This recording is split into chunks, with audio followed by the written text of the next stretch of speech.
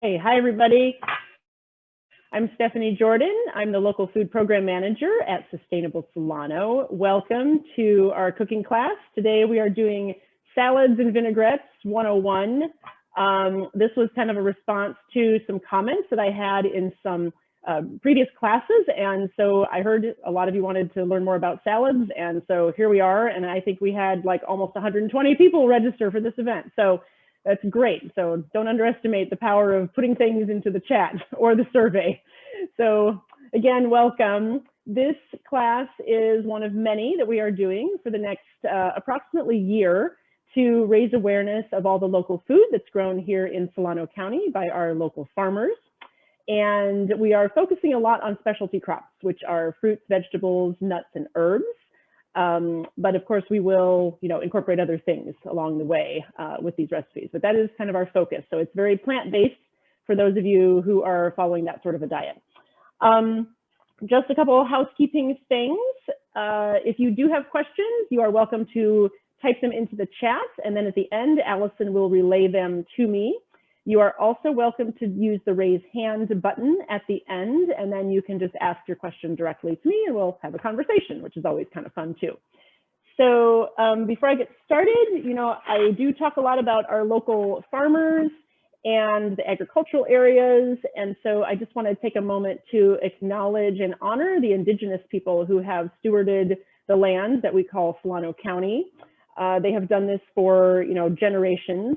The unceded territory of California is actually home to about 200 tribal nations. And so Allison is going to post a little link in the chat, which is a map, so that you can learn more about the indigenous people in your area. All right, let's see. What else do I need to say here? I think we can move on. We kind of are doing a lot today. So we're gonna dive on in. Allison, I will have you share the recipes. We're doing 2 recipes, which are the complete salads. And then I'm also going to just do a quick balsamic vinaigrette, and then we'll talk about a lemon one. So lots to do. The first recipe that we're doing is a Moroccan orange salad with walnuts. And I'm gonna add some fennel and some goat cheese. And we're gonna make a citrus vinaigrette with that. These recipes will be posted on our website, sustainablesolano.org, under the local food page. So you can check them out there. They are also available as a PDF. And on that same page is where you can find this video, which will be posted once it all downloads and does its thing there. So this is the first one we're going to do. And then the other one is actually more of like, it could even be kind of a warm wilted salad if you want. It is like a spinach salad with crispy spiced chickpeas and some roasted onions, and we're going to make a honey mustard vinaigrette to go with that one. So, all right, thank you, Allison. And then there's some other notes that I'll get to later, so no need to share that now. So the first thing we're going to do on the Moroccan orange salad is prep the oranges as well as the vinaigrette. So for this one, we're going to do something with these orange segments that's going to help form our vinaigrette later. So I've started with a couple of oranges. You can use navel oranges, you can use blood oranges. Right now, I seem to have an abundance of these very large mandarins that I got in my CSA box. And they're really hard to segment like I normally would a navel orange. So we're not going to supreme them, but I'm going to still cut the peeling and the pith off. And then I'm just going to cut them into like a little half moon shape here. So I'll go ahead and do that now. So you saw that I cut off kind of the top and the bottom. So now I have kind of looks like a little, I don't know, like a little squashed ball. And then I'm going to cut away kind of from top to bottom the peeling. And unlike the, cutie mandarins and some mandarins that have really loose skin, this particular variety, I'm not even really sure what it is, but it's a little bit tighter. So it allows me to go through and cut off the peeling. Okay, so now if I was doing kind of a traditional supreme, then I would hold it like this, and I would start to go through and cut out the segments. I slip my knife in between the membranes. Okay, I'm not going to go through all of that. I'm just going to do the shortcut, which is cut it in half, kind of top to bottom, stem to the bottom part. And then I'm going to flip it over and I'm just going to cut crosswise into like some little half moon shape. So this is kind of my shortcut on the Supreme if you don't have the time to do that. So one more, and I'm going to grab another one. I'm going to add a little juice, a little extra juice to my bowl of oranges here, or mandarins in this case. All right, so get the rest of this peeling off. And you don't have to worry too much about getting this perfectly trimmed up. As long as the majority of it is off. The pith sometimes has a little bit of a bitter flavor, so that's why we're getting that out of the way. All right.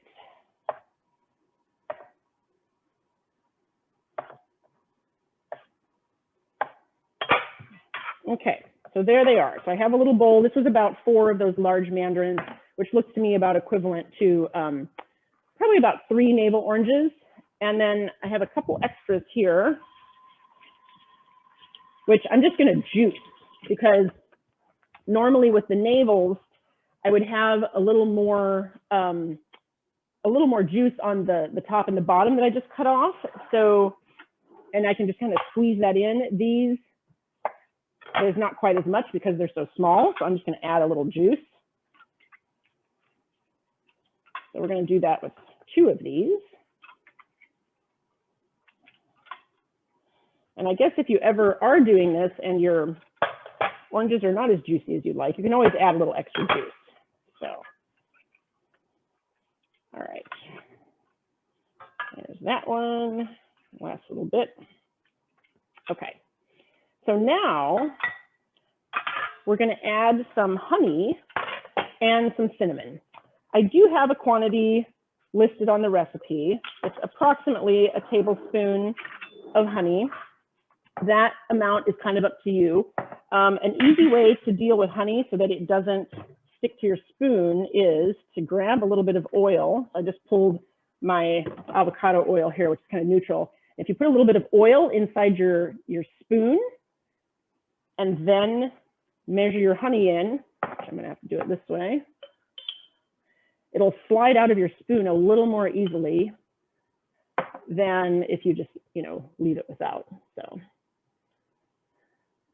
okay, so I've got about a tablespoon of honey there.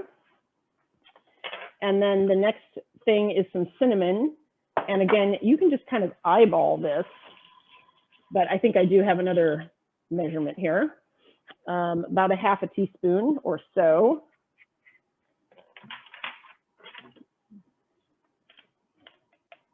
Okay, that would be kind of, so I'm just going to kind of sprinkle that on top.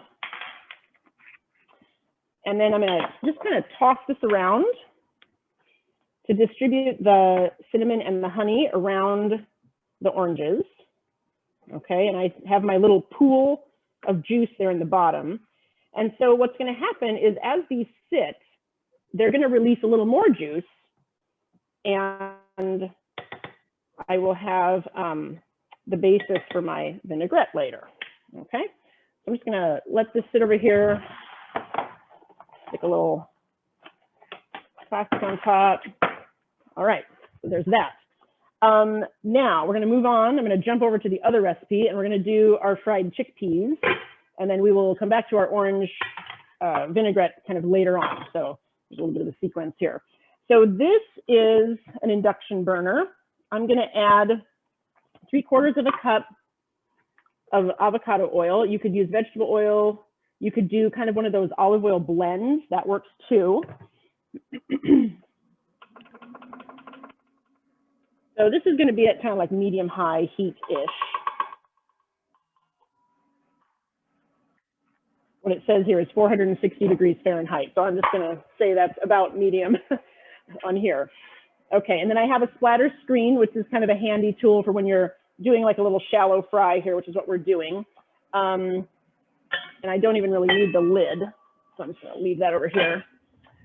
So for the chickpeas, we're going to do those first, and then I'm going to go over to more vinaigrette notes, and we'll talk a little bit more about that. So For the chickpeas, I have in here a little bowl of spices. So this is the paprika, the cumin, a little bit of sugar, salt, and cayenne pepper, okay?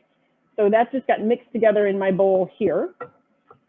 And then for the chickpeas, those are here. This is just chickpeas from a can, 1 15-ounce can of chickpeas. And so I rinsed them and I drained them, and then I put them on this sheet pan on top of a towel, and then I kind of did this. I kind of moved my pan around in a circle to make them roll around, and that's going to help them dry off. So whenever we're going to fry something like this, we want our products to be as dry as possible. First of all, so you don't have a lot of splatter coming back at you, and it also helps to crisp it up a little faster. So there's my chickpeas. I would say these have been sitting on the towel for at least half an hour. You know, they could even sit out for about an hour until you're ready to fry them. All right, so those are going to sit there for a minute. Our spices are just going to be kind of on standby here. And then the other part of my spinach salad, the one with the chickpeas, I'm going to have some roasted onions. So here are some spring onions. I actually kept one intact so you can see. I have a abundance of these things right now from my CSA boxes. So here's what they look like when you see them at the farmer's market or in your CSA box or at the store. So they're basically just kind of a young onion. The tops you can kind of chop up and use almost like a scallion. These things are awesome grilled, but you can also just kind of treat them like a regular red onion, in this case, red. You can use it in a stir fry. I put some with, you know, in the summertime, I like to put the onions with the some peppers and do a little saute with some garlic, and then you kind of have an instant topping for like a rice bowl or something. So for the onions, you can either broil them or we can roast them. I decided to roast today. So my oven is on pretty hot, like 475. And so I'm gonna just cut this in half. I've already trimmed the tops, and then I'm gonna just slice right through the root end. I've already trimmed the root off. So I'm just making kind of like little wide slices, maybe some small wedges. Oops, can't see this. There we go, kind of like that size, okay? And this might be more than what I need. I had a bunch of these, so I thought I'm just gonna roast them up while we're doing this today. I'm gonna add a little olive oil here. I can hear my pot over here splatter. There must have been a little drop of water or something, so that's good. That means it's about ready. I'm gonna do a little olive oil, a little salt and pepper on the onions.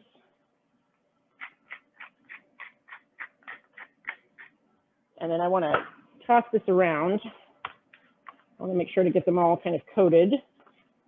So if you're broiling your onions, you'll want to probably line your sheet pan with some foil, just depending on your pan. You might want to use, you know, a broiler pan. You could grill too. You know, you can figure out whatever's easiest for you to cook them. You can choose whatever method you'd like. But I'd say those would be my top 3 options: roasting, broiling, or grilling.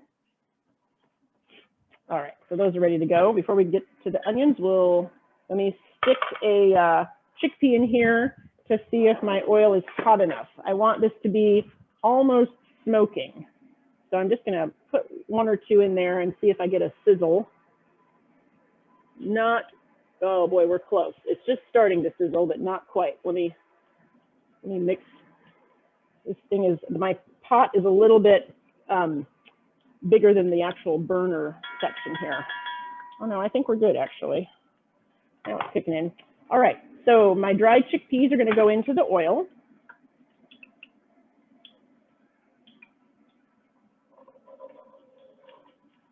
Okay, you'll hear a little sizzling noise there. All right, the towel's gonna go over here. We're gonna replace it with some paper towel, which will help drain off some of the extra oil. Okay, so now the reason I'm using this big Dutch oven is because I want to have approximately an even layer of the chickpeas on the bottom of the pan. My oil is not very deep, you know, that was just 3/4 of a cup. So I probably only have, I don't know, like no more than 1/2 inch of oil in my pan here. Let me see if I can maneuver the camera here. You guys can see.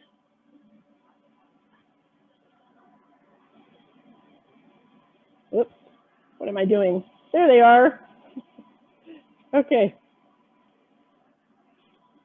So these are going to go on for a little while. Let's see if I got that back where it's supposed to be. There I am. This is going to take about 10 to 15 minutes. So we want these to be golden brown. Kind of think of like, you know, toast, not burnt toast, but well toasted toast. Okay. So these are also great snacks for kids, by the way. My 7-year-old tried some that I did last time, and I just put salt on it without the spices, and he was like, yum, they taste like popcorn. So if you're looking for a little healthy snack, this might be good for that too. All right, so that's happening there. I'm gonna put my onions in the oven, and we'll let that do its thing there too. All right, I'm gonna keep my eye on the time here. So about 10 or 15 minutes. Okay, so while these things are happening, we're going to talk about vinaigrettes. The standard ratio, so this is basically a formula, right? Your basic ratio is 1 part of vinegar to 3 parts oil.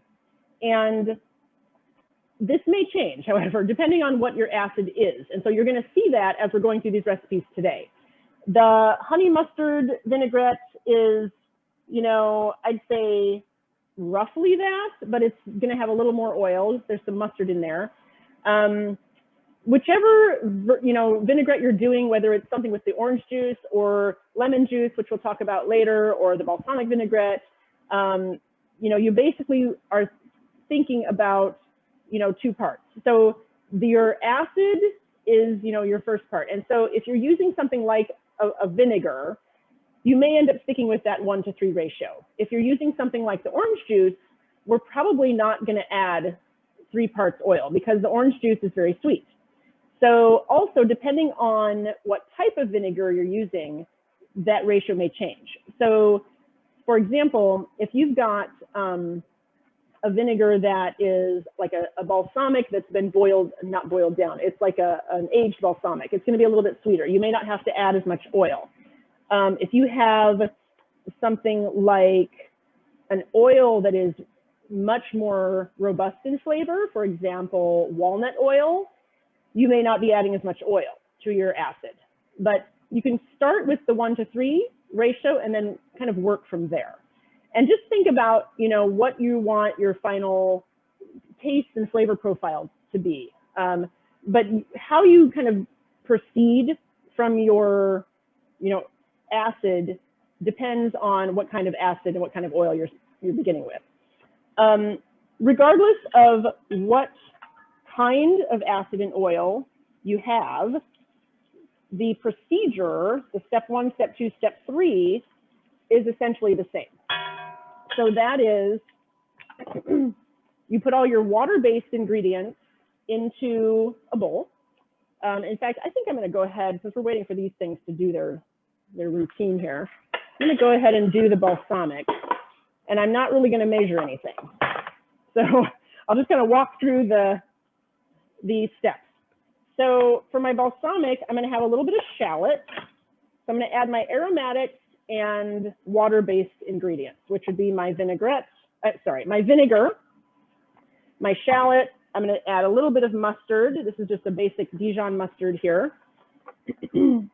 And my salt and pepper, maybe if I want it just a tad sweeter, I might add a couple drops of honey, whatever the case is. Okay, so right now I'm just going to do maybe like a teaspoon or so of minced shallot.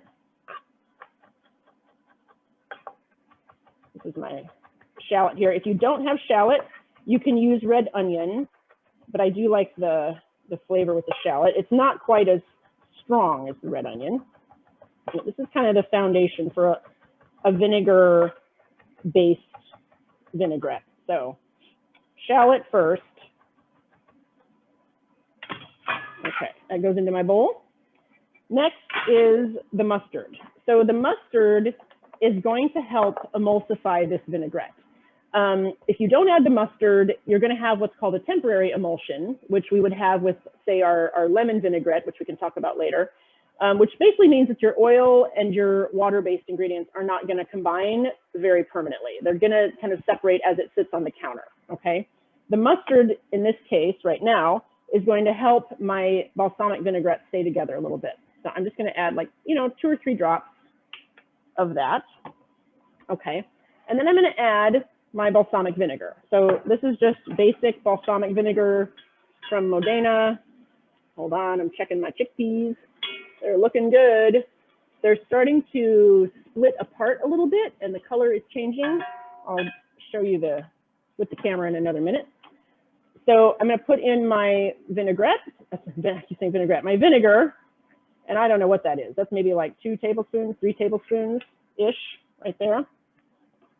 Okay, and I'm going to whisk that. You do need a whisk for pretty much any of these vinaigrettes because you're trying to combine 2 things that normally don't combine, which is the water-based stuff and the oil.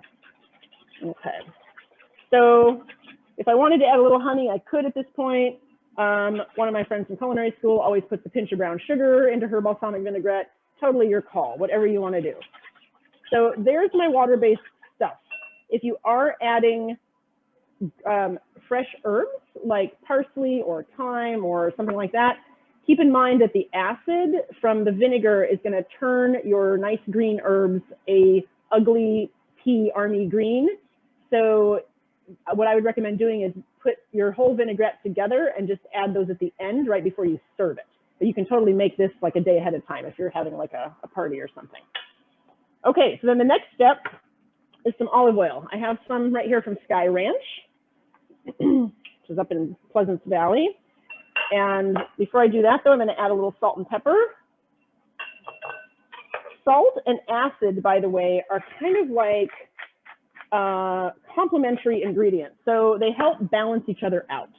So if you have something that's too acidic, you could try adding a little more salt and also some oil. If you have something that's too salty, you can try adding a little more acid. So now I'm just going to drizzle this in while whisking at the same time. Okay. And then, you can see I'm not really measuring, I'm just kind of looking. Okay, now I'm going to taste. All right, that's looking almost done. So I'm going to taste with a leaf, which is how this would be served anyway. So here's some spinach. So I'm just going to dip this in to my vinaigrette. Crunch, crunch, crunch. Okay, it's got a little too much acid still. So I'm going to add a little more oil. Again, whisking all the time. And you just kind of keep going back and forth like this until you get it where you want and where you like it and where it tastes good on the particular green that you're doing.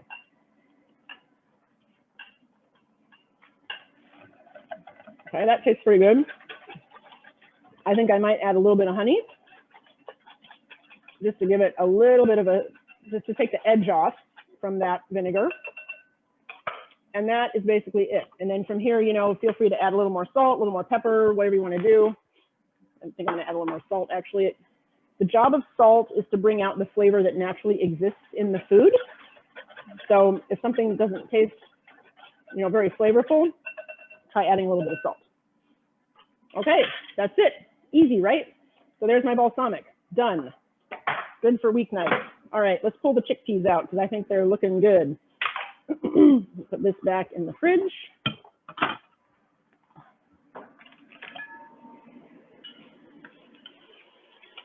Yes, indeed. Okay, I'm going to stir these around a little bit. So let me grab the camera again. I'm not sure if you'll be able to, no, you should be able to see. Some are getting a little more brown than others. That's okay.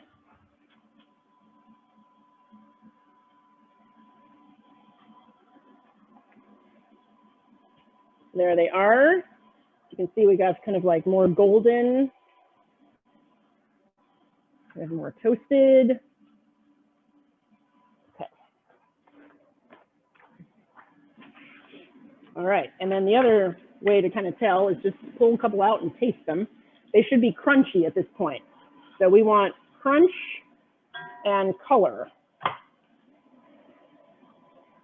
You can probably tell this by, yeah, I can kind of swish it. You know, it'll crunch when I put my tongs on here. I hear a little crunch, crunch, crunch sound. So those are good. You guys hear the crunch?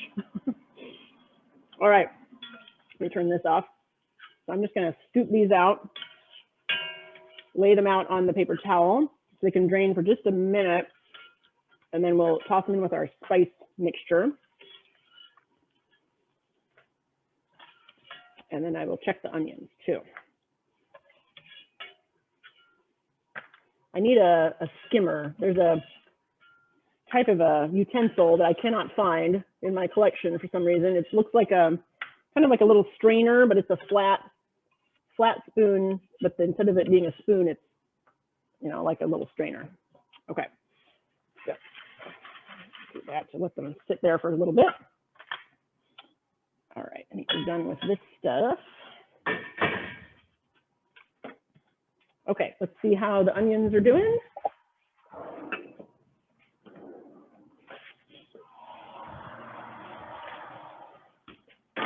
These look nice. I see some charring going on. So I don't know if you guys can see there. We've got a little bit, they're definitely getting soft. You can continue to cook these until they start to get more caramelized. I've got kind of some nice charring on the edges, which is what I'm looking for. When you do roasting like this, you want to just be sure that you're spreading things out really well on your pan, because if it's too crowded, then it'll steam and you won't get that nice char. So I think I'm going to throw them back in just for a little bit longer, and then that will be ready. Okay, so the chickpeas will now go into my spice bowl here.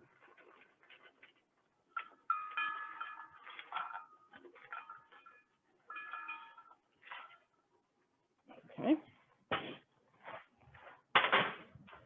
I'm going to mix that around. Toss them. They're still a little hot.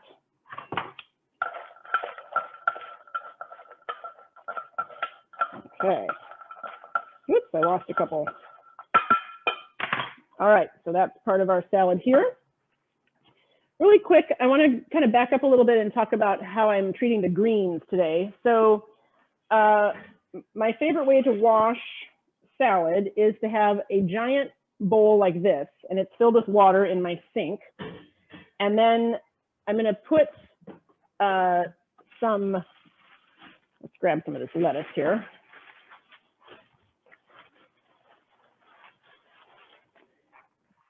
So the lettuce will go into the bowl.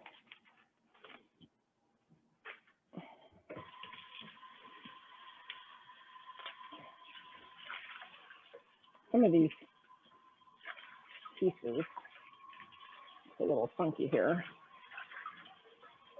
Okay, there we go. So this is just a red leaf lettuce that I got from Terra Firma in my CSA box. All right. So once I have my lettuce leaves in here, I just slosh it around, and I'm going to do this in the sink because I get water everywhere. I'm a little messy when we do this. So I slosh, really agitate it, and that will help get the dirt off and any grit, which will sink to the bottom of my bowl of water. And meanwhile, the leaves are floating. So here I have my floating leaves in the water, and then I'm going to pull the leaves off the top and put it into my salad spinner. And sometimes if your lettuce is really dirty, you know, let's face it, these things do come from farms.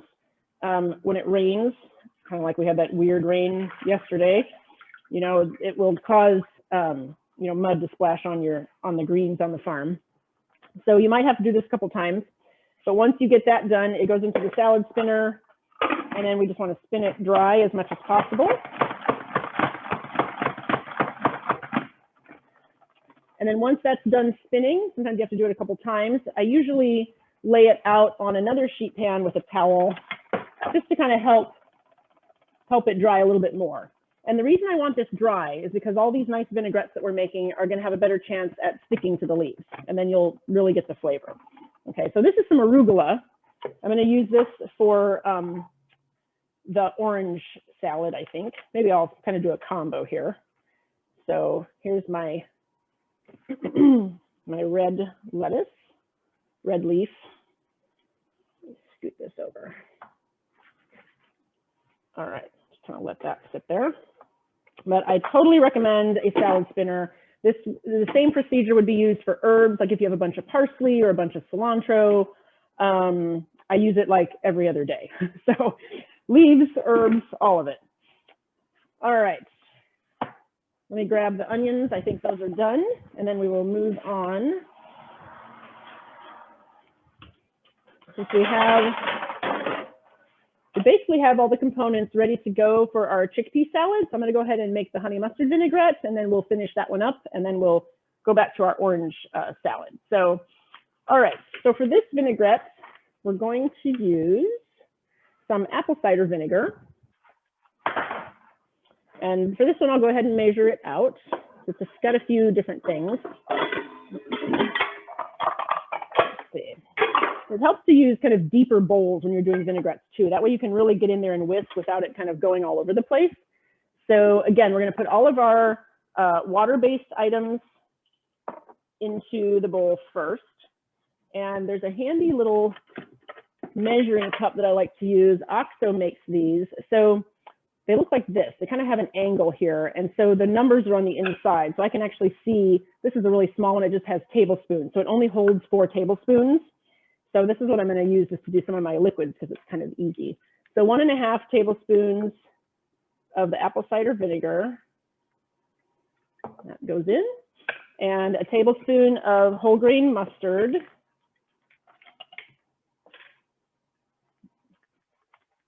Shake that up.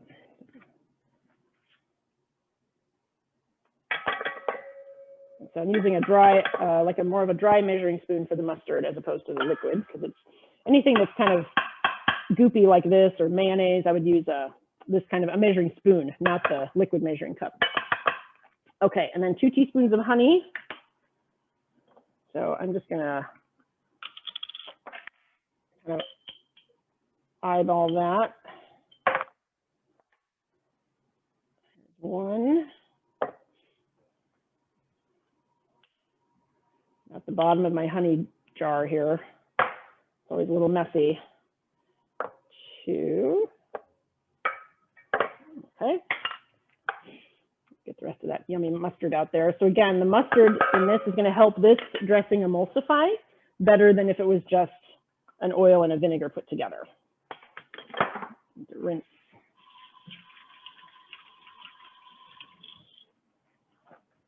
All right, next in we have a little bit of lemon zest. So I have a microplane here, which is my zesting tool. What this does is it really just takes off the outer bright yellow zest and it leaves the pith on the lemon or the orange or whatever citrus you're zesting.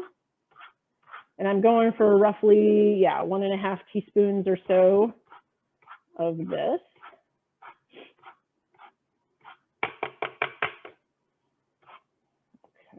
A little more there. This is a Meyer lemon, but you could use any standard lemon. Okay, there's my zest. Let's see if I can get a little more off of there. All right, we're going to put in a little bit of mayonnaise just to add to the creaminess factor. So roughly a teaspoon, which is here, a little bowl of it. This is also going to help it all bind together and emulsify. All right, a little salt, and then we will add our olive oil. So let me get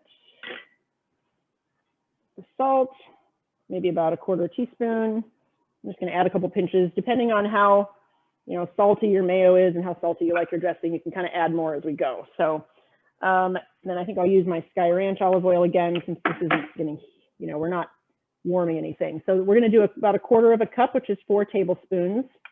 So I've got that in my little liquid measuring thing here. And then we'll whisk again. So if you're making these vinaigrettes and you get it all put together and you find it to be a little too thick, sometimes this happens. You can always thin it with just a little bit of water, and that'll kind of help thin it out. Also, with probably all of these vinaigrettes, if you store it in the fridge, it will also solidify. The olive oil will get you know, firmed up, and so you'll have to just let it sit out at room temperature for a little while, and then re-whisk, and then you're good to go. So don't worry if you see that happen. All right, there's my honey mustard. And that came together really nicely. It doesn't look like it's separating. It looks even. Trying to get my honey to kind of integrate in there. There's a little blob on occasion. I come across, stuck to the bowl. Okay, that looks good. Now I'm going to take a little arugula. Let's give it a taste.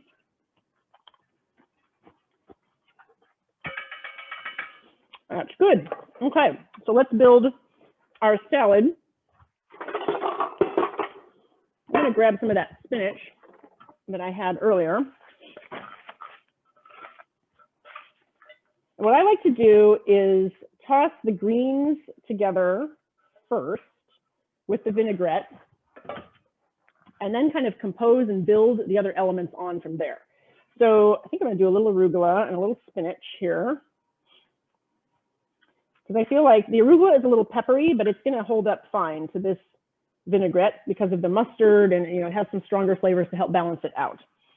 Okay, so now let's see here. Before we do this, though, I need the right kind of tossing tools. So I like to use a couple of spoons like this, and when I toss, I'm going to kind of reach down to the bottom and bring my greens up like this. That way you're not crushing your lettuce. I'm just going to drizzle a little of this on. Do my tossing kind of gently. It's almost like you're folding, but with 2 utensils. And I want this to just get coated, not, you know, overly dressed, but just enough so that it's on my greens. Okay. All right, and I'm going to put that in a bowl and then top it with the chickpeas and the onions.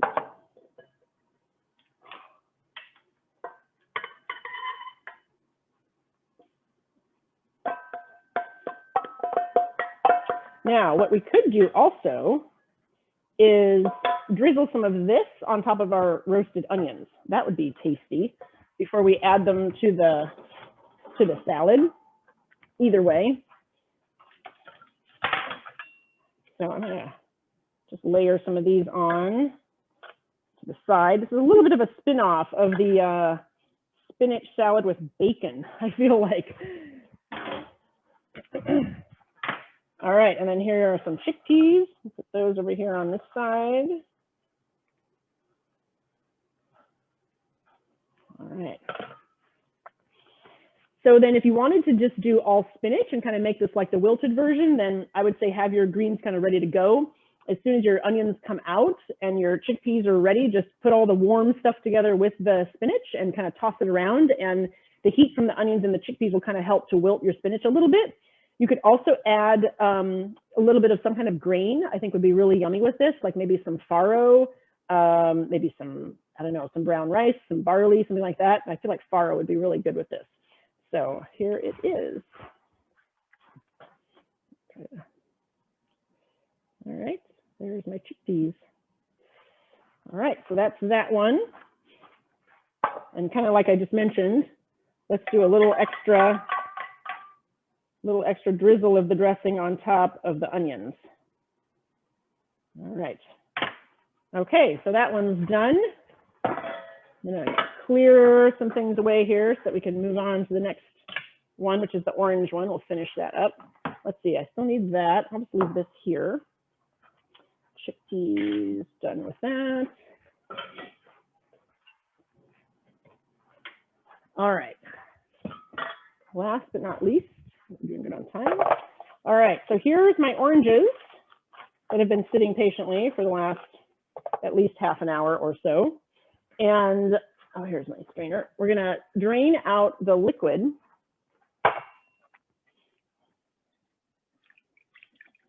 into this bowl. It smells good. I smell the cinnamon.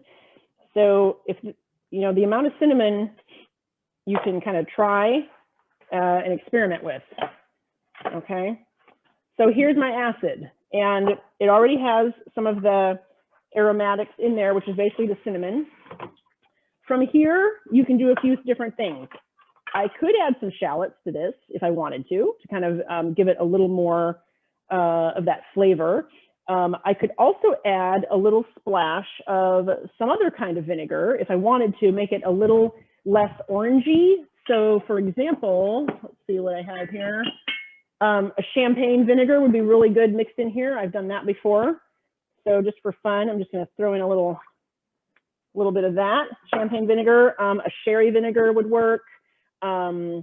Just a tiny bit of a white balsamic would be a good addition too.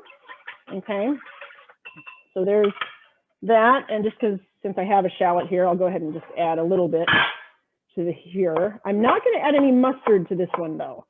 So this one is not going to emulsify quite the same as the balsamic or the honey mustard one.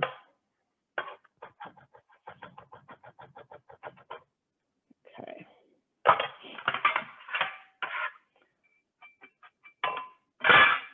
Okay, so everything in terms of the water-based ingredients is in here. And now it's just the oil. So it's the same routine.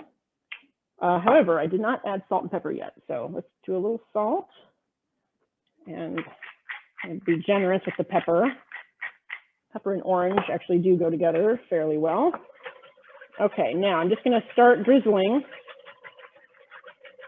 And I'm whisking, but you know, it's not gonna stay combined. So I didn't do it quite as much this time. So I'm just gonna try it with one of these red leaf lettuce bits.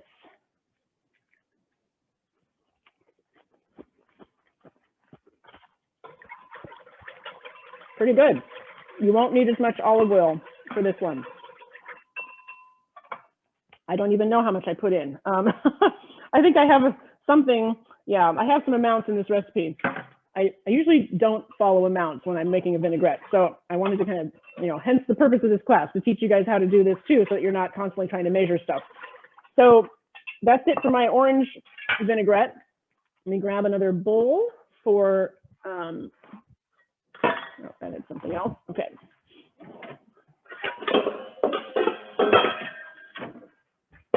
I'm gonna go ahead and put my other greens in here.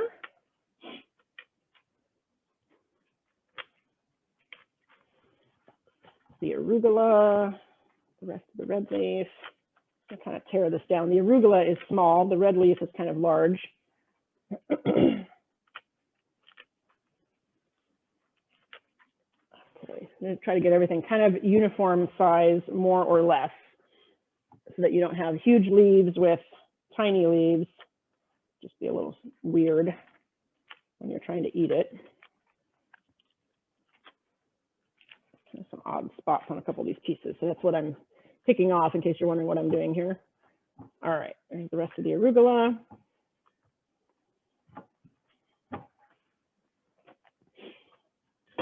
All right, and then I need my tossing utensils again. I'm gonna give this one more whisk before I start pouring it in, just to make sure everything is mixed up. Okay.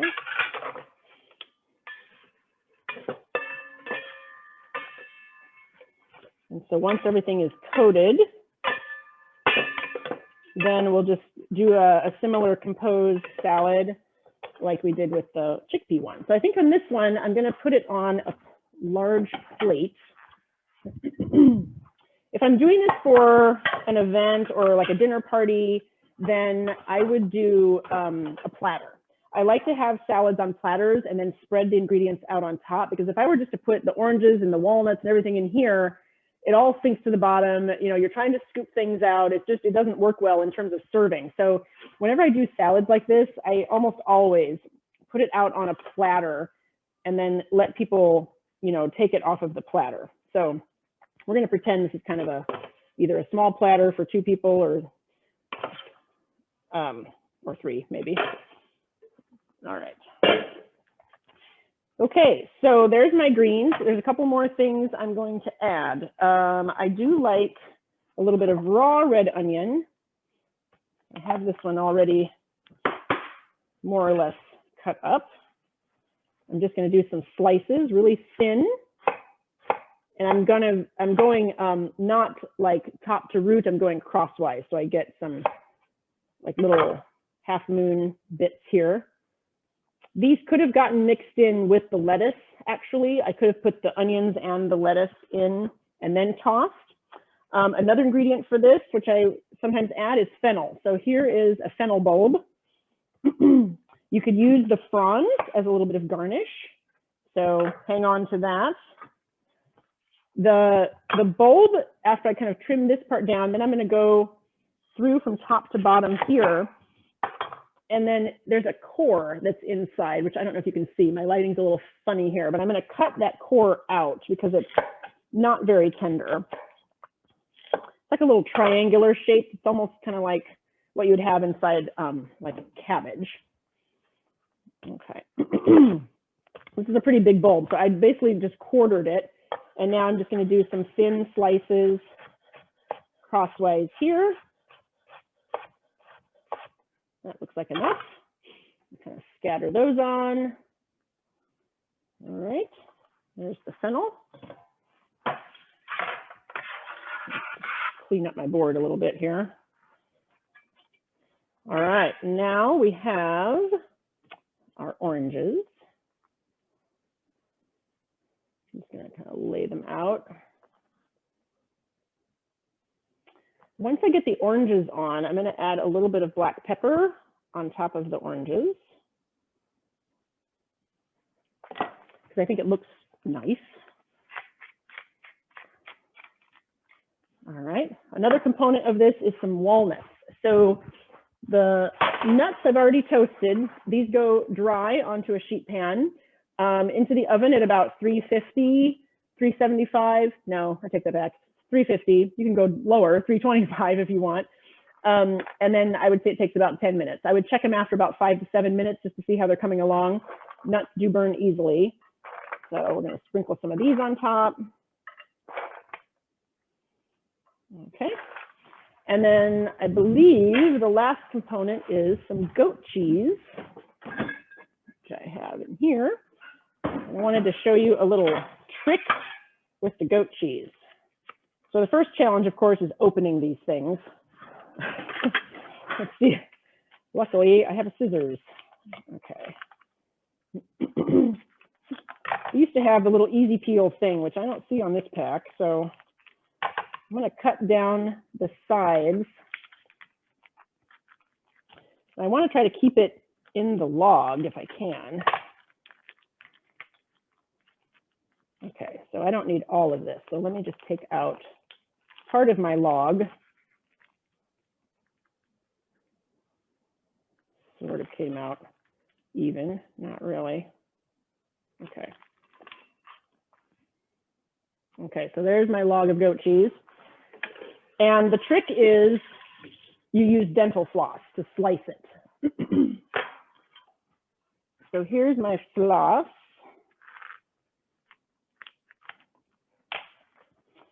And you just run it like straight down from top to bottom. And then you kind of want to slide it forward, and it'll help keep the goat cheese in these little rounds. You kind of have to like shimmy it out once you get it down. So there's one. Here's another one that's more like a half circle that happened. There we go. There's another one. So on and so forth. Oop, there's the part that kind of broke. So that's one option, or you can just crumble. So I think I'll just crumble we'll crumble this up. But I just wanted to show you how to do the rounds in case you want to do the rounds. The rounds are nice if you're doing like plated salads, like for each person at a dinner party. Hopefully we can have dinner parties soon again. Okay, and I think that's all of our pieces and parts here. Fennel, onion, walnuts. Yep. If you have some microgreens, this is another little great place to put it on top as a garnish. So then what I would like to do last on this is, again, just drizzle a little more of the dressing on top. Now that we've kind of piled all this yummy stuff up, I'm going to add just a little more on top of the oranges and the walnuts. And then we're good. And I think I want to do a little more pepper, which will show up nice on top of the goat cheese. Okay, and then we're done. So see if I can bring this over here. Okay, there it is. All right. And I think that covers it. Did I do it all? Oh, the lemon vinaigrette. Okay, so Allison, if you could show that last page. I basically kind of typed up the formula, the ratio, the step 1, 2, and 3 onto a page, which we will also post to our website. Sorry, Alice, she's working on trying to find it right now. So on this page is the balsamic vinaigrette, as well as some of these notes that I talked about earlier. So we've got the notes, the balsamic, and then at the bottom is this lemon. So the lemon vinaigrette is super simple. And I think I originally found this recipe, it was supposed to go with an orzo salad, I think. So, and I don't know, I maybe added the garlic, I can't even remember, but I like to just do a couple cloves of garlic minced up, and then it's basically equal parts lemon juice and olive oil, and then add your salt and pepper. And then, you know, again, try it out. I would dip maybe a piece of pasta into the vinaigrette, taste it, see how it is. Do you need to add some more salt, some more pepper? If it's super acidic, maybe you add, you know, a little bit of something else, like maybe some, you could add like orange juice, actually, a little bit of orange, which will kind of help cut the really tart, you know, aspects of the lemon juice. But this lemon vinaigrette also is really good when you have a salad with some other strong flavors in it, like feta cheese, which is really salty. So again, it's that acid and that salt that are coming together to kind of help balance each other out. It's good with arugula, which has that peppery flavor to it. So anyway, try it out, try it on a few different things and just experiment.